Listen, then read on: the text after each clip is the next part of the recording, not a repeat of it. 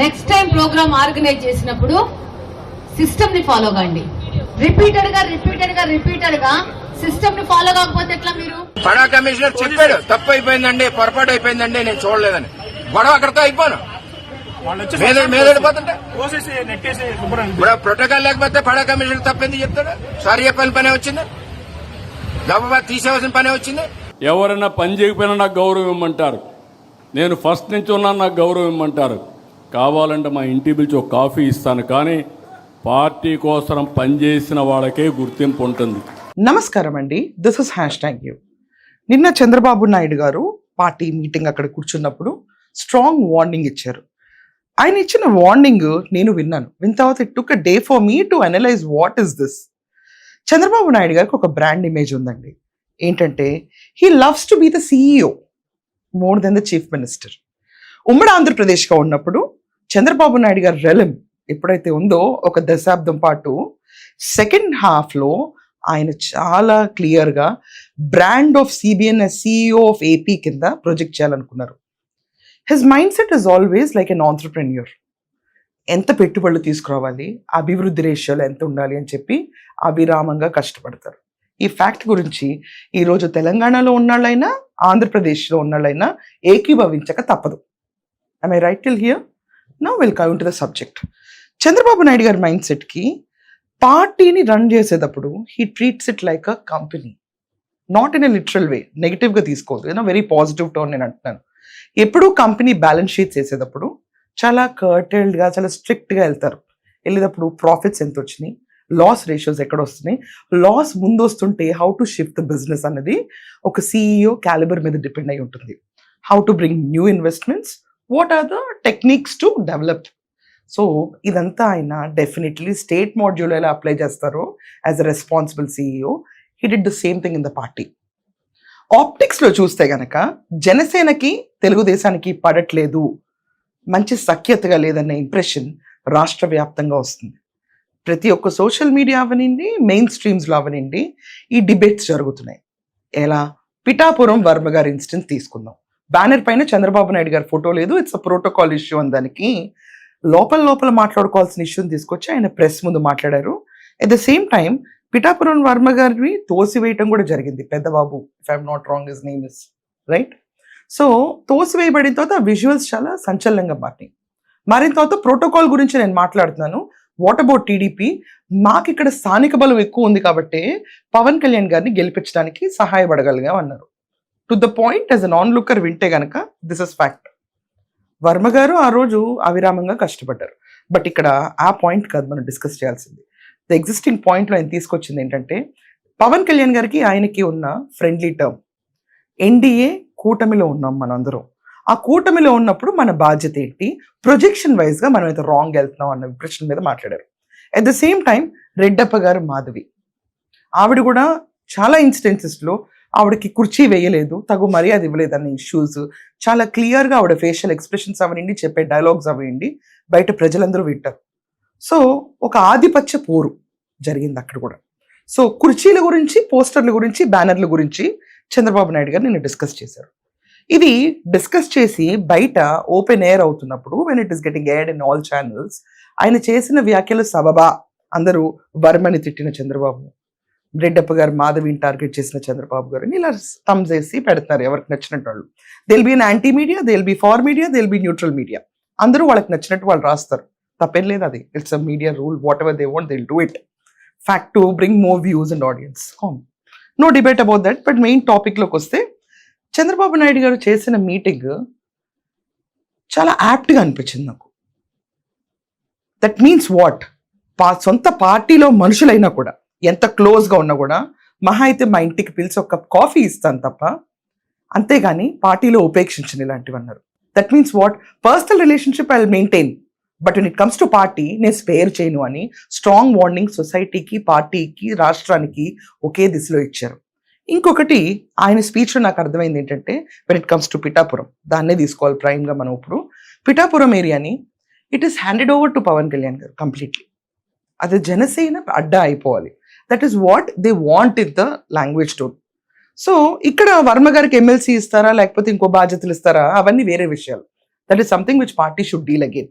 But ఒక కూటమిలో ఉన్నప్పుడు ఆ కూటమి నియమాలను పాటిస్తున్న చంద్రబాబు నాయుడు గారు growth of TDP then is the growth of state కింద కన్వర్ట్ చేశారు. ఇది proper perfect business ratio conversion ఏం చేసింది. ఇది ప్రతి ఒక్క రాజకీయవేత్త ఇలాగే ఆలోచించాలి. మన పార్టీలో ఉన్న వాళ్ళందరూ శుద్ధపూసలని చెప్పి క్యాంపెయిన్ చేస్తే జగన్మోహన్ రెడ్డి లాగా అవుతాం. వేయండి ఒకసారి బుట్ట రేణుకాని జగన్మోహన్ రెడ్డి ఎలా ఇంట్రడ్యూస్ చేశాడు, డబ్బులు అంతంత మాత్రమే, ప్రతి ఒక్కరి దగ్గర డబ్బులు అంతంత మాత్రమే అని చెప్పి. సౌమ్యరాలు బీసీ కులానికి చెందిన నా చెల్లెమ్మ ఆర్థికంగా కూడా పాపం అంతంత మాత్రంగానే ఉంది. మొన్న ఆవిడ ప్రాపర్టీస్ కాన్ఫిస్కేట్ చేయాల్సి వచ్చింది. ఆ ప్రాపర్టీ వాల్యుయేషన్ చూస్తే అంతంత మాత్రంగా ఉండవు ఎక్కడ. ఇలా ఉండకుండా స్ట్రైట్ ఫార్వర్డ్గా ఆయన దిశానిర్దేశం చేశారు. నేను ఆయన మాట్లాడిన దాంట్లో కొన్ని పాయింట్స్ తీసుకుని ప్లే చేస్తాను and I want to dissect this in detail. CBN వల్ల సాధ్యమనే ఉద్దేశంతో ఆ రోజు ఓట్లేశారు. అది మీరు గుర్తుపెట్టుకోవాలి. రేపు రాబోయే రోజు మళ్ళీ చెప్తున్నా, మీరు చెక్ చేసుకోండి. ఈరోజు 2024లో వచ్చిన ఓట్ల కంటే మీ దగ్గర ఎక్కువ వస్తే మీరు బాగా పనిచేసినట్టు. మళ్ళీ 2024 కంటే ఓట్లు బాగా వచ్చినా ఎక్కువ వచ్చినా మీ దగ్గర రాకపోతే మీరు ఆ ఓటు బ్యాంకుని కిందికి లాగినట్టు. ఆ విషయం కూడా మీరు గుర్తుపెట్టుకోవాలి. నేను గర్వంగా చెప్పగలుగుతున్నాను, ఈ ఇబ్బందుల్లో పనిచేస్తున్నాం, ఒక నమ్మకం వచ్చింది. అందుకే ముందు కంటే ఇప్పుడు ఎన్నికలు పెడితే దానికంటే ఎక్కువ సీట్లు వస్తాయి తప్ప తక్కువ సీట్లు రావు. అదే సమయంలో మీరు గుర్తుపెట్టుకోవాలి, ఏదో ఎక్కువ సీట్లు వస్తాయని మీరు అతిగా ప్రవర్తిస్తే ఓట్లు పోవడమే కాకుండా పార్టీకి అప్రతిష్ట పాలు వస్తుంది. 2024 ఎన్నికలతో ఆయన కంపేర్ చేశారు. ఇక్కడ ఏమనంటే అప్పుడు ఎన్సీబీఎన్ అన్న బ్రాండ్ జనాలు నమ్మారు, ఎన్డీఏ కూటమి ఆఫ్ కోర్స్. సో ఇక్కడ మన రాష్ట్రానికి పెద్ద చంద్రబాబు నాయుడు గారు, ఇక్కడ స్పీచ్ ఇస్తుంది చంద్రబాబు నాయుడు గారు. The present chief minister and CEO of Andhra Pradesh is Chandrababu Naidu గారు. ఓకే, ఆయన ఏమన్నారు ఇక్కడ, నా బ్రాండ్ వాల్యూ మీద మీకు ఓట్లు పడినాయి, ఇది ఫ్యాక్ట్. ఆయన ఏదో చేస్తారని చెప్పిన నమ్మకంతోనే ఓట్లు వేశారు అందరూ. బట్ నెక్స్ట్ టైం మీకు ఇన్ని ఓట్లు రాకపోతే that is very depreciating for party, for state interest. రెండు క్లబ్ చేశారు ఆయన ఇక్కడ. క్లబ్ చేసి ఆబ్వియస్లీ అండి ఒక పార్టీ సత్ప్రవర్తనలో లేకుండా, దాని తర్వాత మంచి ఆలోచనలో లేకుండా ఉంటే అది స్టేట్కి కూడా ఎఫెక్ట్ అవుతుంది. ఆ పాయింట్ని తీసుకొచ్చి కన్వర్ట్ చేశారు ఆయన రేషియోలో ఇక్కడ. That is an apt conversion of course. But ఇక్కడ ఆయన అన్నమాట ఏంటంటే, ఒకవేళ మీ యాక్షన్స్ వల్ల పార్టీకి సీట్లు తగ్గితే, ఇప్పుడుకున్న ట్రెండ్లో Jaganmohan Reddy is already in a week position. ఇప్పుడు మళ్ళీ ఎలక్షన్స్ పెడితే ఆన్ ద స్పాట్ డెఫినెట్లీ కూటమికి మళ్ళీ ఎక్కువ వస్తాయి. 164 కంటే ఇంకొక 2 సీట్లు పెరుగుతాయి, తగ్గవు. వీ కెన్ నెవర్ సే మొత్తం 11 అటాచ్ అయిపోతాయి. అది ఖచ్చితంగా అనకూడదు అన్నమాట. మేబీ 1-2 సీట్స్ ఖచ్చితంగా పెరుగుతాయి. ఆయనకున్న కాన్ఫిడెన్స్కి అవి పెరుగుతాయి అనుకున్నప్పుడు 2029 ఎన్నికల్లో కనుక ఒకవేళ తగ్గితే బాధ్యత మీదే అన్నారు. బికాజ్ ఎన్సీబీఎన్ బ్రాండ్ మారలేదు, కూటమి మారలేదు, కానీ కింద పనిచేసే ఎమ్మెల్యేలు, మంత్రులు వైఖరి మాత్రం పార్టీని ఎఫెక్ట్ చేస్తుంది. ఇది ఫ్యాక్ట్. వాళ్ళ బిహేవియరల్ ట్రెండ్స్ పార్టీని జనాల మధ్యలో పల్చన చేస్తుంది. ఇది ఫ్యాక్ట్. 4 వాల్స్ మధ్యలో డిస్కస్ చేయాల్సిన ఇష్యూస్ తీసుకొచ్చి పబ్లిక్లో ఎండేస్తుంటే పరువు పోయేది పార్టీది, ఆ పార్టీ హెడ్గా ఉన్న చంద్రబాబు నాయుడు గారిది. అండ్ ఇప్పుడు ఇక్కడి నుంచి కంటిన్యూ అయితే national working president Nara Lokesh గారి పరువు కూడా దీంతోనే ట్యాగ్ అయి ఉంటుంది. వినండి ఇంకేమన్నారు. అవసరమైతే నేను ఒకటే చెప్తున్నా, గతంలో పాలకుల యొక్క గర్వాన్ని చూశాం, అహంకారాన్ని చూశాం, ప్రజలు ఏ విధంగా బుద్ధి చెప్పారో చూశాం. ఇంట్లో నుంచి బయట రాలేకపోయాం, హామీలు మాట్లాడాం, కడాన కొంతమంది సైలెంట్ అయిపోయారు. కానీ ఆ రోజు ఈ రోజు వీరోచితంగా పోరాడింది తెలుగుదేశం పార్టీ కార్యకర్త పోరాడారు, నాయకులు పోరాడారు. దాన్ని కాపాడుకుంటూ వచ్చాం. అందుకే మళ్ళీ నేను రిమైండ్ చేసేది, ప్రజల పట్ల గౌరవంగా ఉందాం. బూతులు, వివాదాలు, దాడులు, గొడవలు, సెటిల్మెంట్లు ఇవి మన దగ్గరికి రాకూడదు. ఈ ప్రవర్తన చూస్తున్నారు, మీరు చేసే పని చూస్తున్నారు, మీరు ఎవరితో కలుస్తున్నారో అవి కూడా చూసే పరిస్థితికి వచ్చారు. ఈ విషయాలు మీరు గుర్తుపెట్టుకోవాల్సిన అవసరం ఉంది. ఎవరైనా అధికారం ఉందని ఎగో ప్రదర్శిస్తే భవిష్యత్తులో నష్టపోయేది మీరు, పార్టీ. అందుకని మళ్ళీ కోరుతున్నా, చిన్నపాటి కలహాలు కూడా రాకూడదు. ఫ్లెక్సీల దగ్గర, ఫోటోల దగ్గర, కుర్చీల దగ్గర. నేను I'm very clear on that. ఎవరో ప్రధానమంత్రి వస్తే నన్ను సెక్యూరిటీ పక్కకు వస్తాడు. అతనికి తెలియదు, అతను డ్యూటీ ఆయన చేస్తాడు. దానిపైన నేను ప్రధానమంత్రి గారి దగ్గరికి వస్తే నన్ను చేశారనుకుంటే తప్పు అవుతుంది. ఈ విషయాలు మీరు గుర్తుపెట్టుకోవాలి.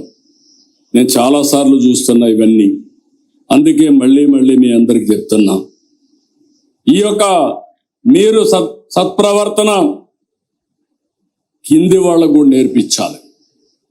We are not only individual leader by virtue of your position. మీకు వల్నరబిలిటీ ఎక్కువ ఉంటుంది.